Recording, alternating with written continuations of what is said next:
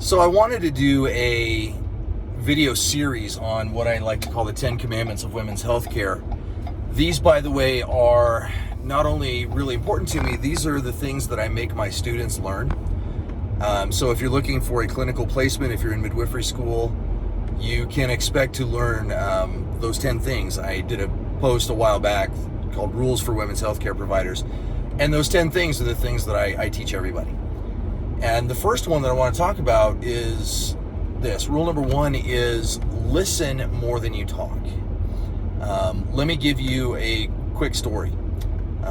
I saw this client, let's just call her, let's call her Sarah.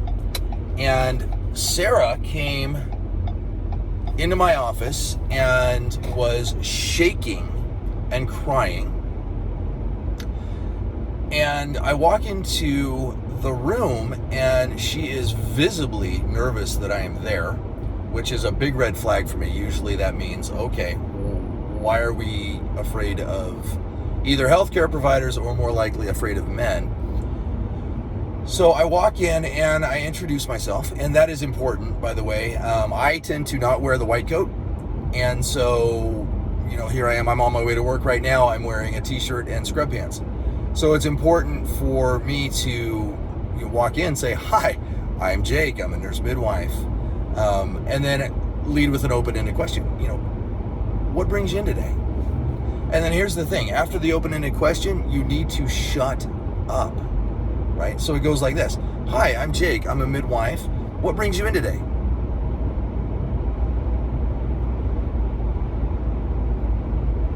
And then you maintain that awkward silence for as long as it takes, because you want your clients to tell you in their own words what's going on. Now, in this case, I met Sarah, and I'm looking through her chart before the visit, and one of the problems listed on her problem list was ADHD. And I see that her primary care provider had put her on Adderall because she had ADHD, right? Well, it turns out she had gone to her primary care provider, her PCM, and just said, I can't concentrate on anything. And that was all she said. Well, her PCM, not having more than 30 seconds to really talk with her, said, well, let's start you on some Adderall, see if it gets better. But that wasn't Sarah's story. Sarah never got to tell her story. After a long, awkward silence, Sarah said, I've been feeling much worse lately ever since I started the Adderall. And I haven't been able to think about anything or concentrate anything ever since I was raped. Whoa, stop right there, right? Already we're thinking this is not ADHD. What else can cause concentration problems? How about PTSD? So for the next 10 minutes, I didn't say anything. I just let Sarah talk. And she told me about her sexual assault, and she told me about her life before her sexual assault, when she was, as close to a normal person. There's really no such thing, but close to a normal person as someone can be. And after her sexual assault, she's been hypervigilant, can't sleep, no appetite, doesn't like public places, can't think about anything other than the incident. And that is what she meant when she said, I can't concentrate or think about anything. And guess what happens to somebody with PTSD when you put them on amphetamines? They get a lot worse. And so I'm not making light of this, but golly, what an easy thing, if you had the time to actually listen to tease out of somebody.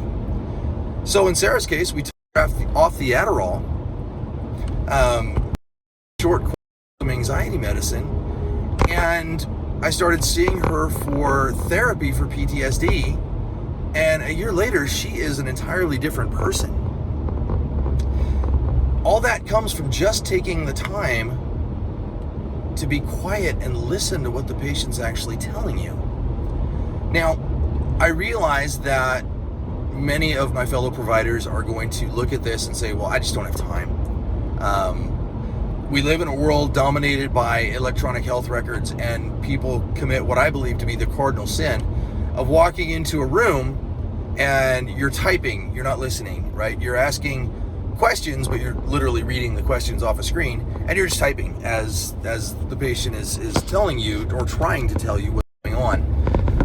I don't care, honestly, if it takes me late into the evening to get my charts done. I'm going to advise that so that I can put everything down, turn around, face my clients, and do nothing but listen and put the story together, right?